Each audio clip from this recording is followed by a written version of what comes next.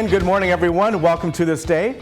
It is August 21st, a warm day out. This is going to be the warmest day of the week. I'll tell you all about the weather in just a moment. Today on our show from Hogue, we have Peggy Morley, and Peggy is a nurse coordinator. She's going to be talking about aortic valve stenosis. So we'll both find out together what that's all about.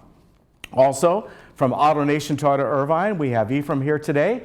And we're going to talk about what's going on over there, and we've got a little special segment we're going to roll in as well. From the Energy Task Force, Steve Leonard will be here. They had a meeting on Monday. He's going to give us an update, kind of an overview of where the community stands with all the different things that are happening within the Energy Task Force. We just got right behind the community center here. We just got in, I think, 3 more charge point charging stations that are probably going to come online probably within about a week. Sure, we'll talk about that as well. And we have a couple guests from the Hula Club. They've got an event coming up, and we'll tell you all about that. Now, as far as meetings go today, the Village has their traffic hearings. They only have one session today. A lot of times they have 2 sessions, but they only have one this time around. That's in the boardroom at 9 o'clock. Also, GRF Finance meeting at 1:30 in the boardroom. And then third, their new resident orientation also in the boardroom today at 6 o'clock. Now, let's get to the weather. And as I've been saying, that high pressure system has built, and it's actually quite large. It is really the entire western United States, even up to Canada. This is a huge high pressure system. So we're going to get warmed up today, probably I'm going to say 85 to maybe 87 degrees. Really not that bad considering how big a high pressure this is. Inland is really going to be get hit hard. A lot of communities in Riverside County and in San Bernardino County, all those areas are going to be in the hundreds today. And even inland Orange County, even another 5 miles in, Lake Forest, the foothills and all, they're going to be approaching 100 degrees. But here, I think about 85 to 87, maybe a little offshore breezes today and tomorrow. Cooler on Friday. Now look how that drops, and then we start to go back up again on the weekend. Now the difference is on the weekend, the temperatures aren't going to be as bad, but we're looking at high humidity levels. And in fact, on Monday, there's a 20% chance of rain really anywhere throughout Southern California, and thunderstorms as well. Not unusual for August. Often we will get, usually, every couple years, we'll get thunderstorms even right here in Orange County. So we'll see if that happens on Monday. Around the area today, you can see all the temperatures are up. Look at Palm Springs, back up to 114. You can see all the inland areas of Orange County are pretty much touching about 90 degrees or close to that. Lake Arrowhead, 86 degrees, San Diego, 85. But the evenings are really mild. If you've noticed, even for August, these hot temperatures aren't sustaining that much. We get to about 6:30, and things really begin to cool off. We get a little bit of fog in the morning like we had. So that part is really good. All right, we'll be back in just a moment.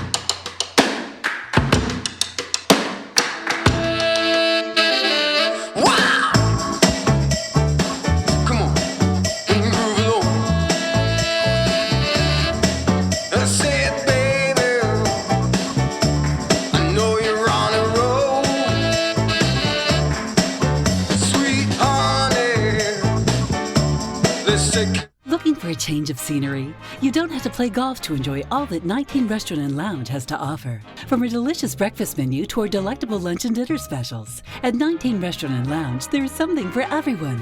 Relax with your friends and family and take in the beautiful view from our spacious patio. Or enjoy a cocktail and appetizer in our lounge. 19 Restaurant and Lounge is a great place to socialize, enjoy a meal, or simply take in the view. Join us 7 days a week and experience Laguna Woods' exclusive dining experience.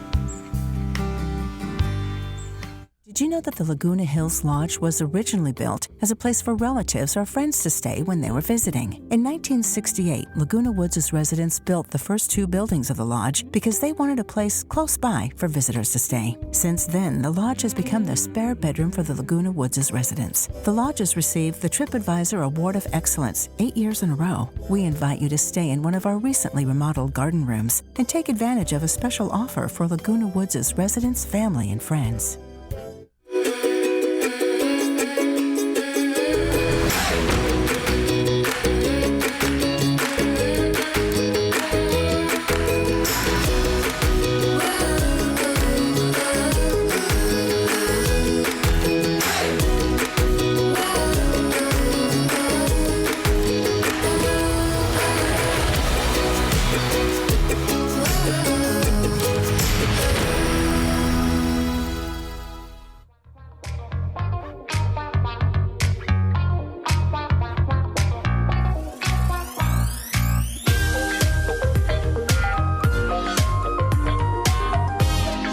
Welcome back. With me today from Hobe, more specifically the Jeffrey M. Carlton Heart and Vascular Institute, we have Peggy Morley. And Peggy, you are the nurse coordinator within this department, right? Yes, I'm actually the nurse practitioner that works with the cardiac surgeons in the Heart Institute. Well, welcome. Thank you for having me. Nice to have you on today. Thank you. So the main thing that we're going to talk about today is the minimally invasive approaches to aortic valve stenosis. So first, let's talk about what aortic valve stenosis is and the different approaches that we used to take compared to now. Okay, so aortic stenosis is a degenerative disease of the aortic valve. Everyone has 4 heart valves in their heart. The aortic valve is probably the most working valve in the heart. It takes blood out of the heart that's oxygenated and diverts it into the aorta, which delivers it to our body and tissues, our organs, and then blood is reverted back to the heart once it's unoxygenated. So the aortic valve is the exit route out of the heart. Over time, as we age sometimes, in about 1 out of every 8 patient over 75 will develop some form of aortic stenosis. And what that happens, it's a narrowing of the heart valve, which prevents blood from moving out of the heart. Okay. So what the heart then tries to do to compensate for that is it will contract even harder and work harder to get blood out of the heart and into the body. Okay. Now, I have heard before that when it comes to the valves that sometimes it's just something that's hereditary. It can happen. I don't know about the aortic valve the way you're speaking of it, but sometimes they just wear out. And what I'm asking you, is there some way you can prevent that, or is it just something that comes with aging? It's typically something that comes with aging. Okay. There is a form of familial aortic valve stenosis, which typically will occur if someone has what we call a bicuspid aortic valve. Now, aortic valves traditionally have 3 leaflets that open and close. They're a one-way valve. Some patients are born with 2 leaflets. Okay. Those patients that have 2 leaflet valves, which we call the bicuspids, are prone to earlier aortic stenosis. Okay, so this is something that it sounds like that it's not maybe lifestyle related. It's something that's a little more something you're born with, or something you're born with. It's a degenerative disease of aging. Yeah. Okay. So what happens over time is, everyone has heard the term hardening of the arteries. Right. It's like hardening of the valves. Okay. The valves work very hard, and as blood flows through, oftentimes calcium deposits are put on the valve, which restricts its opening and closing. Okay. What about ways to prevent it? Can someone do that?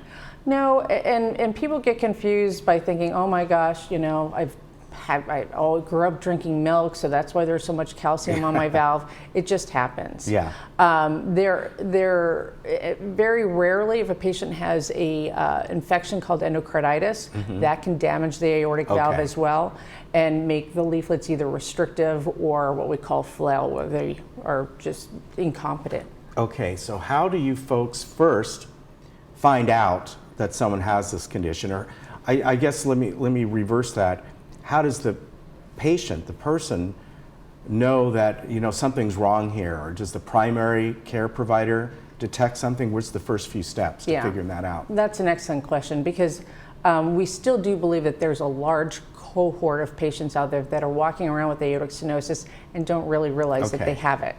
Now, typically what I see in my patients is that at one time at either their primary physician's office or their cardiologist, someone has noted a murmur. Okay. Right. And what a murmur is, when we listen to people's hearts, we listen to the valves opening and closing. And there's a certain sound that goes with that is normal. There's a definite sound to a valve that opens and closes that's restricted. And that's what we call a heart murmur. So that's one of the first things that a patient will be told, and they may not have any symptoms at that time. They could have had a heart murmur for 20 years, and now all of a sudden they're starting to feel tired. They walk upstairs, they might feel very short of breath by getting to the top of the stairs. They might start to notice that they have some swelling in their legs or their hands. And then in the later stages of aortic stenosis, we start to see patients complaining of chest pain, and or what we really get concerned about is syncope, which is they will pass out for unknown reasons. Can this problem create a heart attack, of what we classically call a heart attack, or if it gets so restricted? No, not a heart attack, because what a heart attack is basically is that the coronary arteries become restricted and are not delivering enough blood to the heart muscle. What the valve's job is to deliver blood to the body. So it wouldn't cause a heart attack, but in very rare cases, in late stages of aortic stenosis, if it goes untreated, someone can experience sudden death. So that's what our main concern is. Let's talk about treatment. And over the last probably couple decades, the treatments have become less and less invasive of going in and replacing that valve or whatever needs to be done. And that's good. I mean, that's it's amazing what has been done, and the way they come in with small instruments from different parts of the body and get up there. And so explain the what's done today. But I'm just going to premise that with the fact that again, it's a disease of aging, and statistically, about 1 out of 8 patients over 75, as I stated earlier, will have aortic stenosis. If it goes untreated, this is what I want to premise the treatment options with. If it goes untreated, a patient with severe aortic stenosis that may not even know that they have that, if they're symptomatic, it's only a 50% survival rate in 2 years. Wow. So it's as bad as any metastatic cancer. So it must be treated, and it's a mechanical problem that has to be treated mechanically.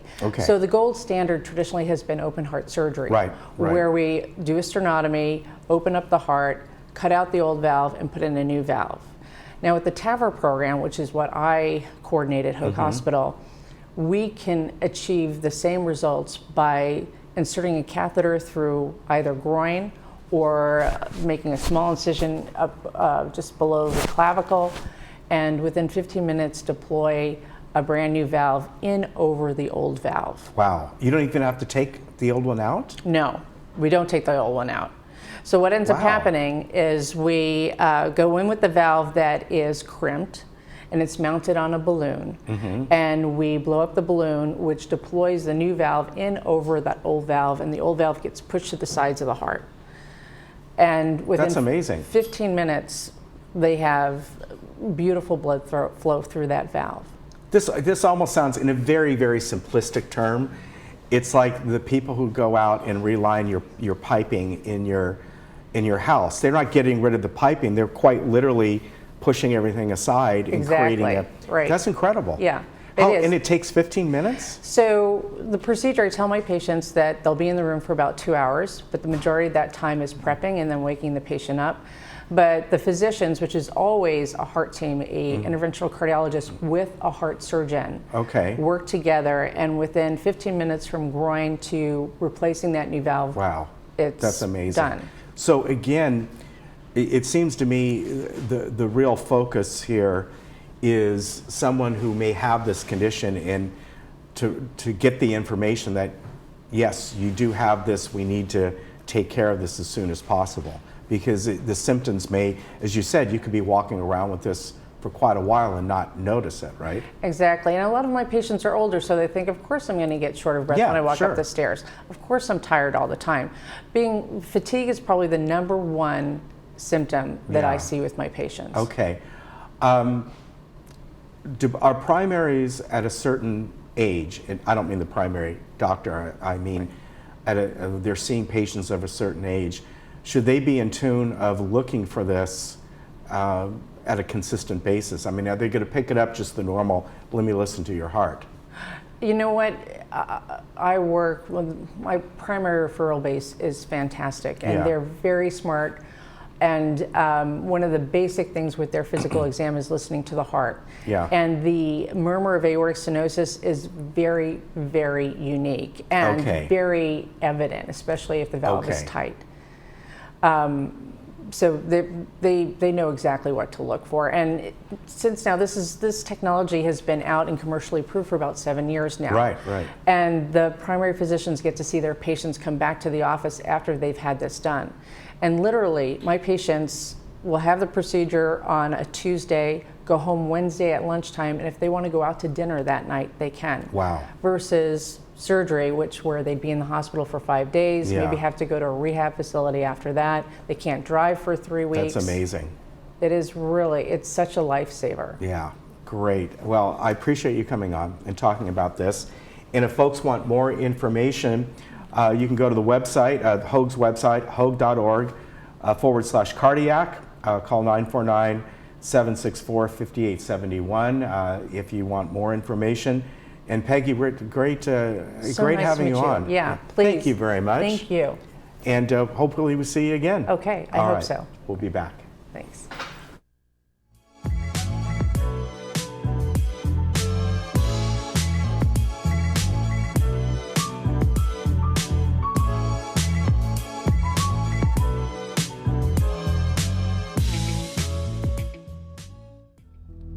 So, Greg, it's a lot to take in. And I know that's hard to hear, but the doctors caught it early. Hi, Blake. My dad has cancer. And I know how hard that is to hear. But you're in the right place. And Dr. Pascal and her team, they know what to do. They know what to do. The doctors know what to do. So here's the plan. First off, we're going to give you all this information. This is how we burger, brew, and cue. Pick a town. Arrive hungry, real hungry. Start with a massive burger. Charred, juicy, add bacon, a buttery bun, piled high. Serve it up, wash it down. Creamy, hoppy, fruity, malty. We're not done yet. Cue time, deep fried, sauce soaked, pork ribs, meaty, tender. I'm full. Where to next? All new Burgers, Brew, and Q. Tuesday at 9. Cooking Channel. Stay fired up.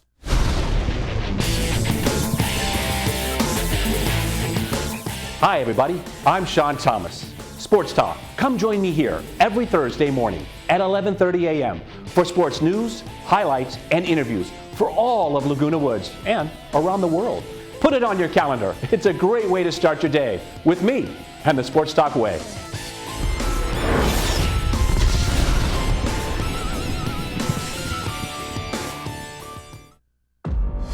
This one is going to be a challenge for me. Everything's moving 100 miles an hour.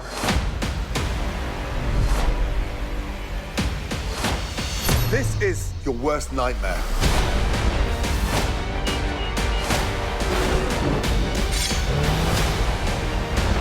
Get out! Please, bring your dish forward. MasterChef. Wednesdays are watch anytime on demand or Fox Now.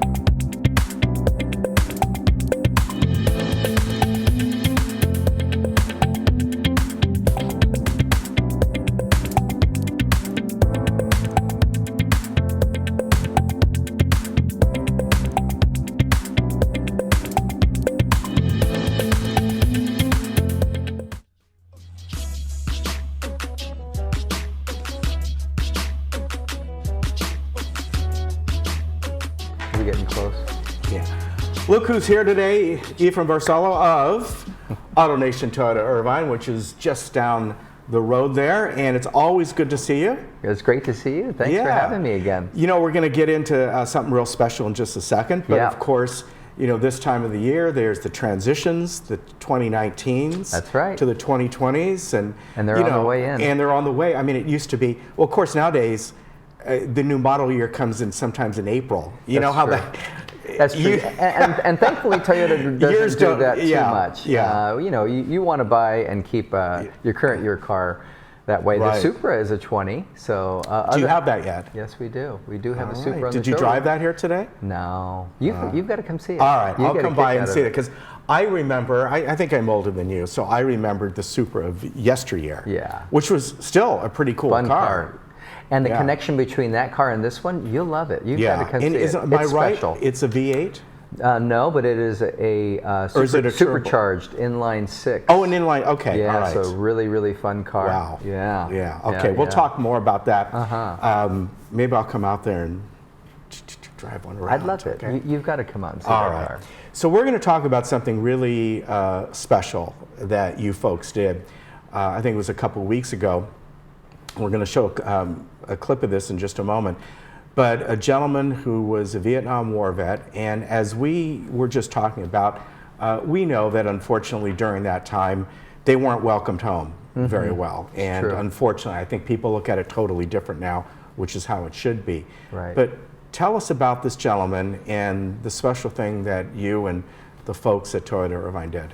Well, I'm glad you asked because it's true that when I met Larry, I recognized right away, he's a special guy, a real special person. And it's very true that we didn't recognize, as a community, as a country, I think, we didn't recognize the sacrifice that a lot of men and women made, but certainly the guys that were in Vietnam. I thought they came back and weren't celebrated properly. Yeah. And it was neat because as I developed a relationship with Larry, and as he came into the showroom over a course of time, and then eventually bought a car for himself and his wife.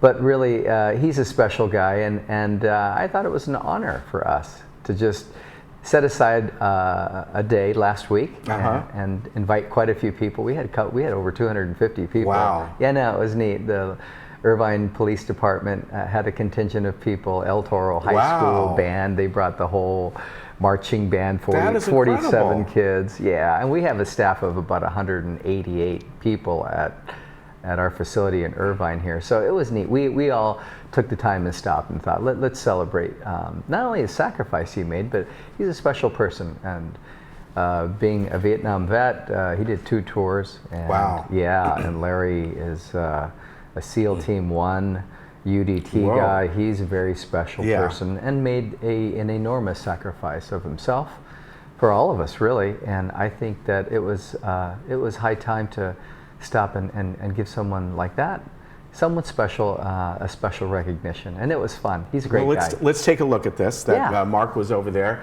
and did a video on this. So it's, I think, about 4 or 5 minutes long. So we're going to go with that, and we'll be back in just a moment.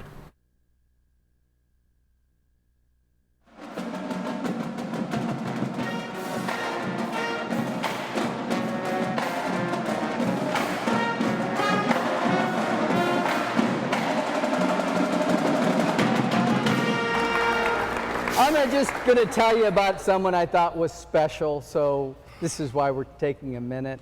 It's true that Larry came from a small town, Delta, Colorado, in 1946.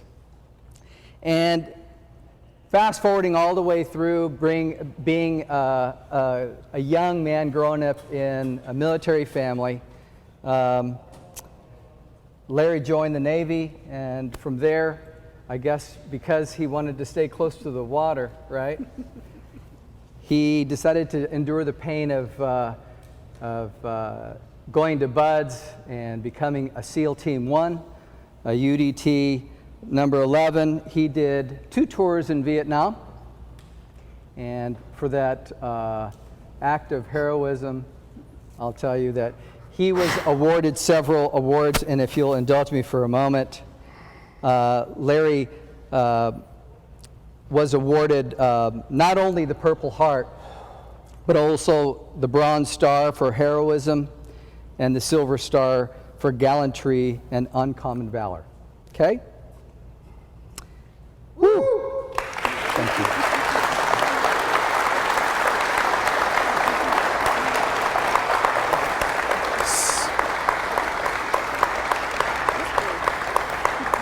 So when Larry wanted to buy a new Toyota, I, of course, pointed him to our safest car yet, our brand new, all redesigned RAV.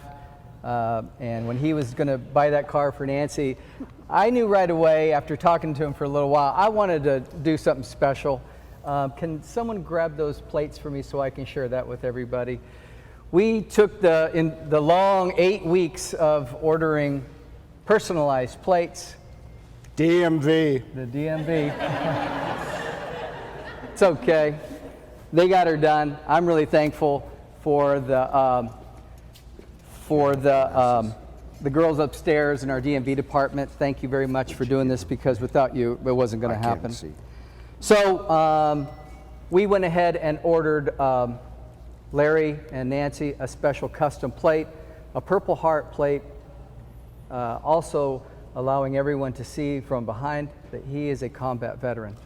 And so I thought that was special, and so we had that made for him. His car's in the showroom. We had it cleaned up. He's had it now for 8 weeks. So, and having said that, I just wanted to thank you. Thank you very much from the bottom of our heart for coming by and just supporting a great guy. So really, nothing more on my part need be said, other than I just thank you today for honoring a great guy. Yes, yep. Thanks. I'm going to share this with you. 2.7 million served in Vietnam, 54 to 75. Hope I get through this. 75,000 permanently disabled. 591 prisoners of war. Senator McCain was one of them returned. 2,876 missing in action. 304,000 wounded. This is all branches of the service. 58,148 killed in action, 1 out of every 10. There were 7 ladies, I don't know if they were nurse. 1 was killed in action, the other from diseases. The medal recipients, 235 Medal of Honor recipients, 491 Navy Cross, 130,000 Silver Stars, 720,000 Bronze Stars, 200,000 Purple Heart recipients, and as of today, 1,800,000 Purple Heart recipients from all branches of the service. So that's one campaign, and as of today, 1,187,000 men and women have given their life for that flag. Thank you.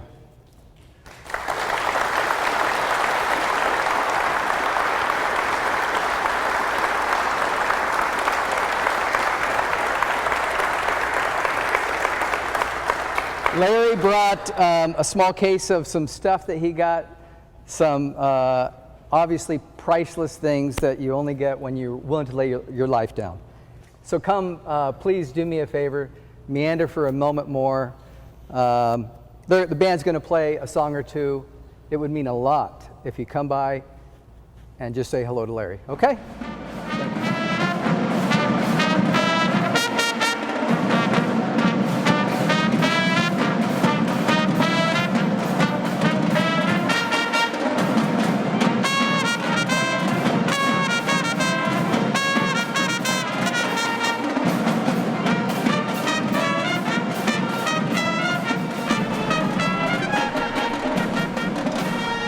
what a special moment. Yeah, it was. I mean, not obviously for him, Yeah. but I'm sure for you and your entire team. It really was. Special guy, and man, I'm getting just emotion just seeing it again. Yeah, it was a special time, a special guy, and I'm super glad we were able to do it. I'm glad you guys were a part of it. Larry lives here in the village. And we're going to arrange so you right. and him can get on together and Yeah. and do a piece on that. That's right. That would be really good. It would. Listen, we're just about out of time. Yeah. I want to thank you for coming by. Yeah, You're a thank special you. guy for Thank doing you. that for him. Well, hey, that was the easy part. Yeah. But thanks for saying that. All right. You All take right. care. Thank Say you. hi to Steve for me and I everyone will. else. Okay. And we'll see you again. Thanks. We'll be right back.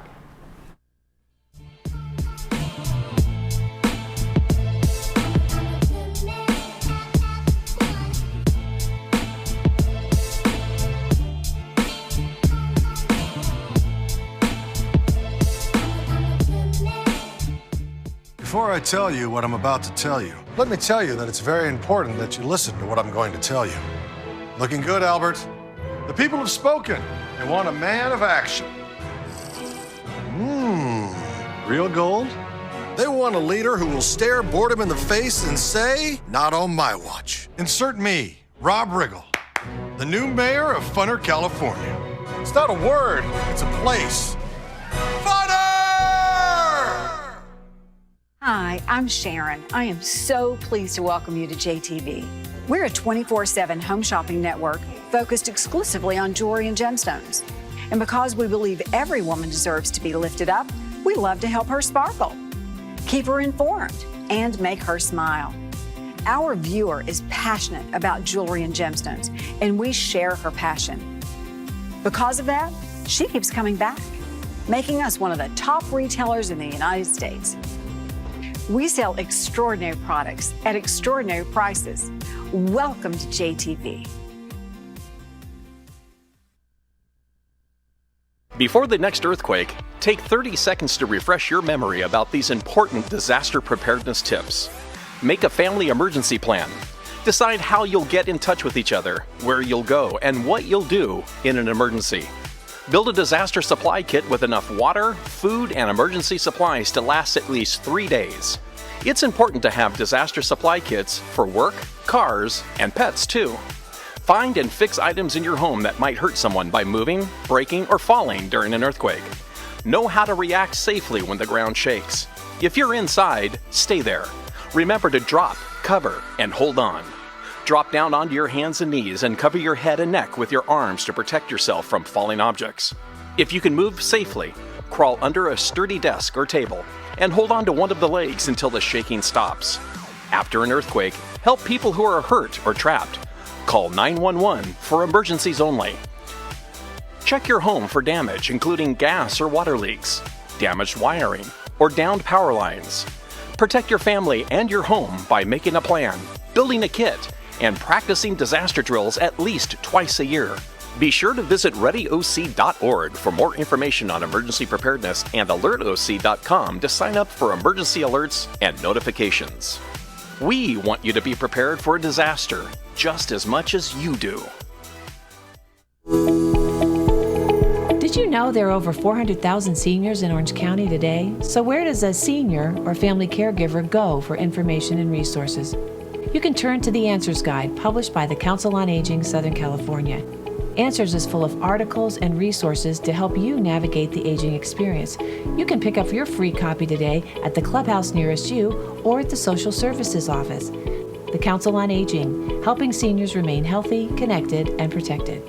We all know there's no place like home. You want to stay in your own home, but day-to-day tasks are getting more difficult to manage. Acticare is the solution. We are the trusted care partner in your community with 5-star reviews. You've taken care of others all your life. Now is the time to let us help you. In-home care is a safe and effective way to help you remain living independently in the comfort of your own home. Acticare, responsive in-home care. Your first day is free. At Freedom Village Assisted Living, we provide loving care and support when your loved one needs it most. We believe in laughing more and caring more. Dining will be an experience, not just a meal. We offer opportunities to create new memories. Your family will feel like they are part of our family as we work toward creating an extraordinary difference in lives worth living. to schedule a tour and complimentary lunch. And for more information, please call us at 949-340-8108 or visit our website, freedomvillage.org. Summer is here. Diane's Hallmark has everything you need to make summer cool. From clothing to jewelry to unique one-of-a-kind gifts, Diane's Hallmark is the place to go. Diane's also has a large religious section as well. Come in today to see it all. Diane's Hallmark is located in the Walmart Shopping Center next to Hobby Lobby.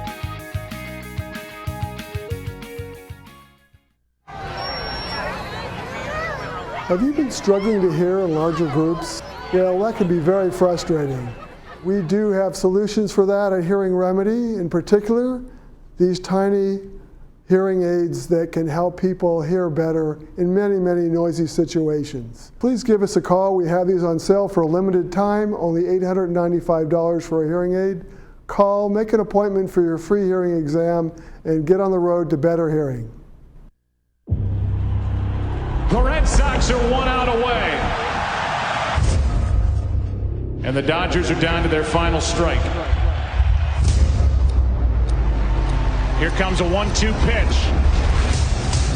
Red Sox win the World Series. And the best team in baseball wins it all.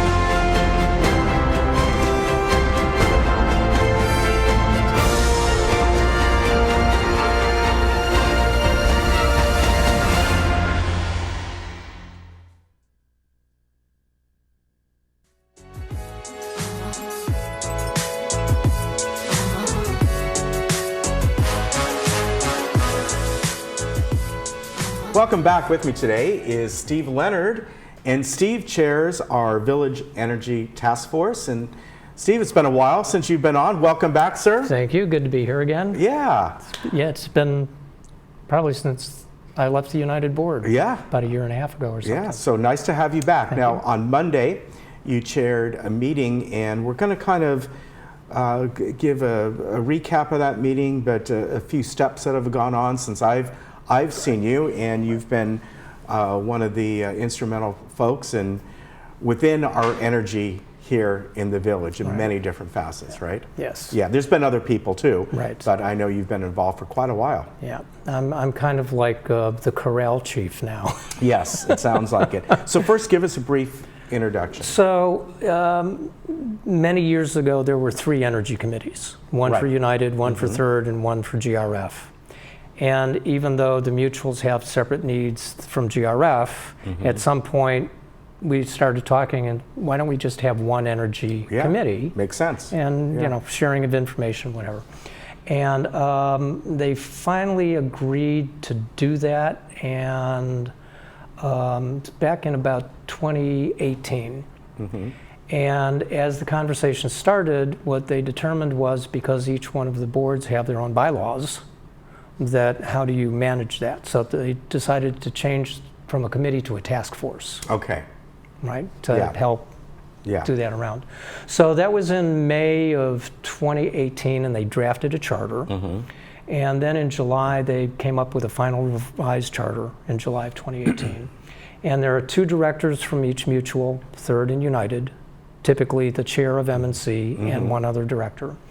And also from GRF. So there's 6 board members who sit there from the 3 corporations, plus advisors. So when I came on, I was an advisor. That's right. Because I had already left the board. And the task force is an advisory body that reports back to the individual committees and boards for Third Mutual and United and GRF. So GRF and Third and United approved separate contracts to hire an energy consultant for their individual needs. Okay. And then later in August of 2018, the task force approved the charter, we find internally, and we sent it out to the boards for their approval. And then they came back and approved it. And in September, the boards also approved $50,000 each, Third, United, and GRF, for energy consulting services.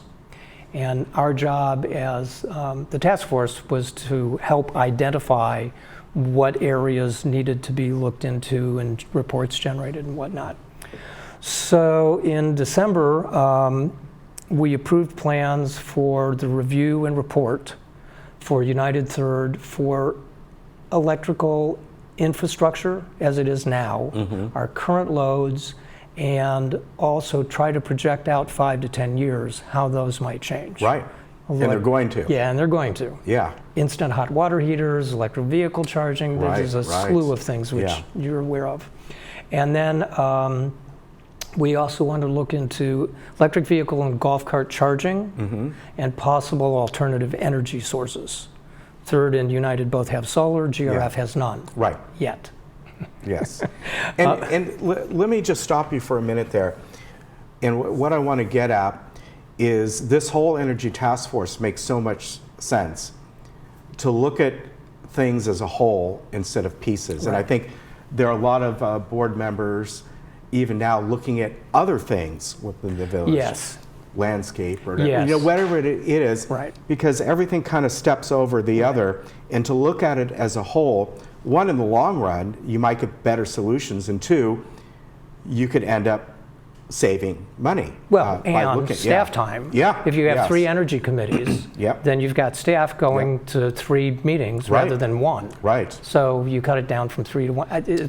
And the presidents have president meetings with their first executive. The treasurers now have meetings. Right. Makes sense. You know, some people take exception to it and say you're having secret meetings. No, they're not meetings, because it's a general conversation about what are you doing, what are we doing, where are your problems, these are our problems, is there an overlap, can we work with landscape together in a mutually beneficial way? So sorry to interrupt you, but I wanted to bring that up. And that was, I mean, we have an investment task force in the village. We have the Performing Arts Center task force in the village. So this is something that's coalesced in the last couple of years. And it's been a good thing, I think. So back in December, we had some presentations from Ice Bear. I don't know if you remember that. Oh yes, the cooling. The cooling things. We talked, Carl and I came out and talked. Yeah, it was like a modern day swamp cooler in a sense, right? And we thought in a very simplistic term. Ways, yes. And we thought that may be applicable to GRF, so they gave a presentation, and so did the electrical contractor and the consultant, and they gave some presentations. Bert Maldo was chair of the task force. He became ill in December, so he missed the January meeting, and Carl acted as chair. Pardon me. And then Bert decided to leave the task force as the chair and remain on GRF. So Carl served for a couple of meetings in that interim as the chair. In March of this year, the task force recommended additional EV chargers at the community center. Right. And there was a program through the Southern California SCIP, I can't remember the exact thing, that they would cover 75% of the cost up to $210,000. Yeah. So we looked at adding some more chargers out here, and instead of just putting the level 2 chargers that use about as much electricity as a washing machine, at about, so the one on the very far end on the left is a level 2 charger, and these 3 in the middle are level 3 chargers. Yes. Those level 3 chargers put out 10 times as much electricity. So instead of getting 25 miles an hour worth of charge on a level 2 charger, you can get 250 in an hour on this level 3s. And that's important. Yes. As you know, you and I have talked about this, Bert and I have talked about this, that sort of the holy grail of charging your vehicles up is getting to the point that you can charge them one day almost as fast as filling your tank up. Because when people are on the go, minutes count. Correct. It doesn't matter if you're on a family vacation or going to work. Right. But they count. Exactly so. And in our community of 18,000 people, most people are retired. They don't do that much driving. If they do 10, 15, 20 miles a day, if you have a car that has a 250-mile range, so you can charge it once a week. Right. You're not going to do that at the carports. That's true. If you live in Third and you have a garage, you have a 30 amp, 240 volt circuit for your dryer, you could use that. But what we found was we could put 3 of those level 3 chargers in and 1 additional level 2 within the budget, and it would be covered 75% by this SCIP And these are program. come online, this was taken this morning. Yes. So about another week or 2? As far as I know, they may be ready to go today. Okay. However, we still have to make some determinations about pricing. Yes. We do have a pricing program in play now, which is residents charge for basically the cost of electricity that GRF pays, and outside parties charge at 30 cents a kilowatt hour, which is about street price. Right. But we have to figure out what to do with these level 3s because they draw 10 times as much power. And they're currently on the same meter as this building. Right. And that could have a significant effect on demand charges. And that's what Bert Moldow and myself have been looking at really carefully now, because we were saying we may need a separate meter out there for a time of use EV8 rate, rather than, because that has no demand charges on it. Okay. So there's still some talk that's going to happen about that. Yeah. But they're supposed to be online by the end of today, I think. Okay, and these are in the common lot, meaning the community center. So really, anybody can use these. That's one of the qualifications. Right. We couldn't somebody put can it just behind drive off the gates. street and go, hey, look. Yes. And they can find it on the charge point And that's one of app. the qualifications. Right. So.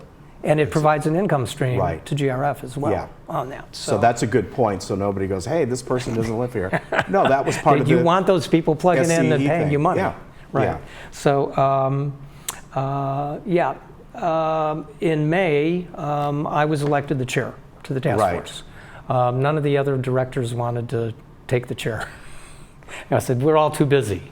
And they wanted me to do it, so they voted me in as chair.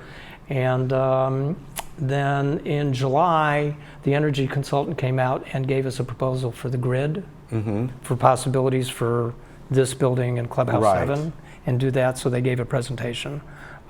We still have to look into that a little more deeply, because the cost of the systems that they showed us was pretty significant, and we could probably implement some of those things to be beneficial from a cost reduction standpoint. Okay, we're just about out of time. Okay. Sorry. That's all right. But we want to get you back and have a little bit more time with you, if we can do that. Yeah, absolutely. All right, thank you for understanding. Sure. It's a little tight today. We were trying to get you get in here and get everything set up, which we're going to end up putting the slides on later and all. So I hope you understand. Absolutely, no. All right. Good.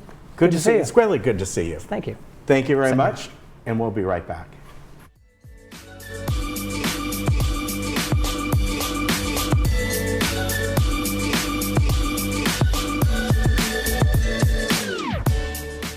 I had been with another hospice for my husband, Ed. After about 2 months, I thought, they're not doing much for me. So I went to the computer and brought up the list of hospices, and there was OC. Their response was immediate. They did everything. They had all their ducks in the row, and that's what I was looking for. It was comforting till the very end, and then at the very end, the last 3 days, you know, it was continuous care, and nobody ever left him.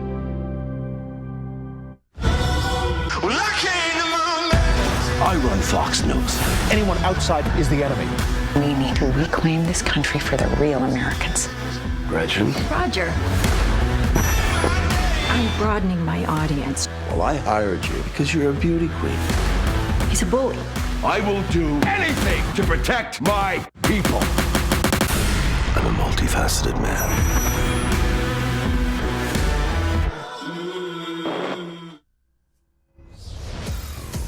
Finding the right sleep solution is not one size fits all.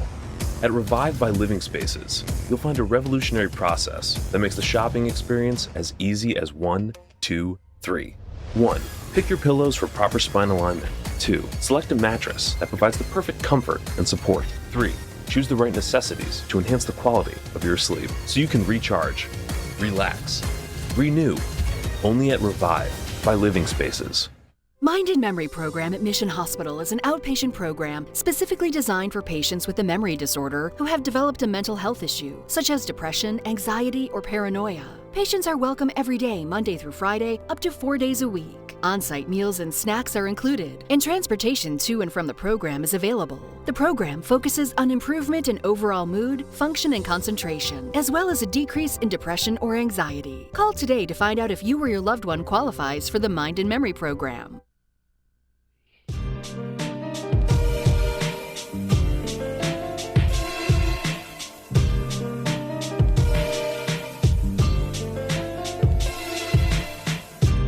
Welcome back. Well, look at these ladies, all dressed up. They're ready for a hula, and I'm all dressed up here too. I'd like to welcome Lynn and Jean here today, and they're from the Hula Club here in Laguna Woods Village.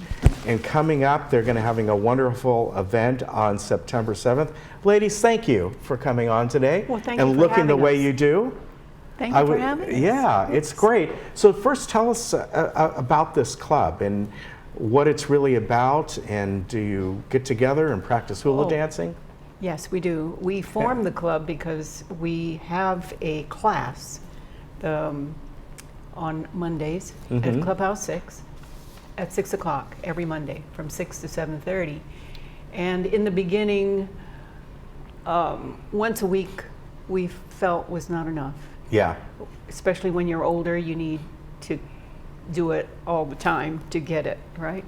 So I had the idea to form the club, and that way we could do it more than one time a week. Okay. So our Saturday, we meet every Saturday, all year long.